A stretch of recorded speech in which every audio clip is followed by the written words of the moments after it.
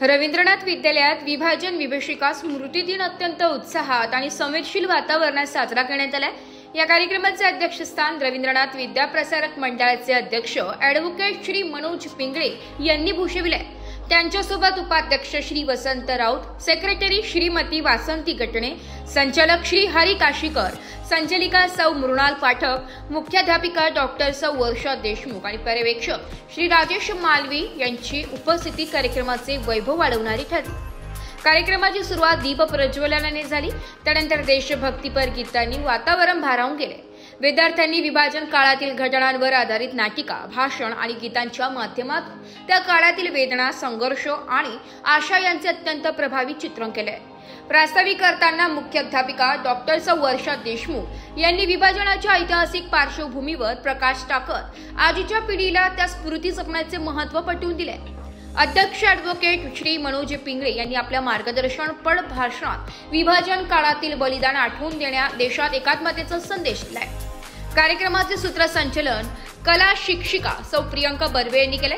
या कार्यक्रमाच्या माध्यमातून विद्यार्थ्यांमध्ये देशप्रेम, सामाजिक ऐक्य आणि ऐतिहासिक जाणीवेचा सशक्त विचार रुजवण्याचा प्रयत्न करण्यात आला। संपूर्ण शाळेतील शिक्षक, शिक्षकेतर कर्मचारी, विद्यार्थी व पालक वर्गाने या कार्यक्रमाला भरभरून प्रतिसाद दिला। कार्यक्रमाच्या शेवटी पसायदान घेण्यात आले। शपथ घेतो की अंमली पदार्थ, मादक द्रव्य आणि घातक व्यसन स्वीकारणार नाही।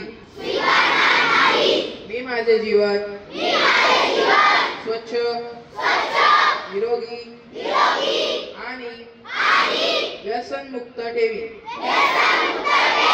मी माझ्या मित्रांना, कुटुंबाला आणि समाजाला व्यसनापासून दूर राहण्याचा सल्ला देईन।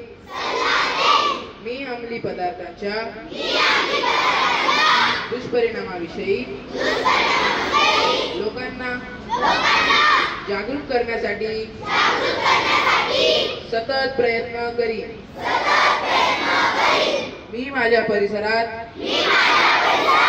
शाळेत, महाविद्यालयात आणि कार्यस्थळी ड्रग्सचा प्रसार होऊ देणार नाही। लोकांना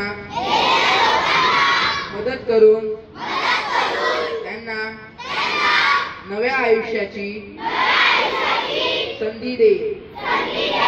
मी ठाम निर्धार करतो की ड्रग्स मुक्त भारत हा आपला। नाशिक लोकशाही न्यूज साठी कमलेश वाघ, नाशिक।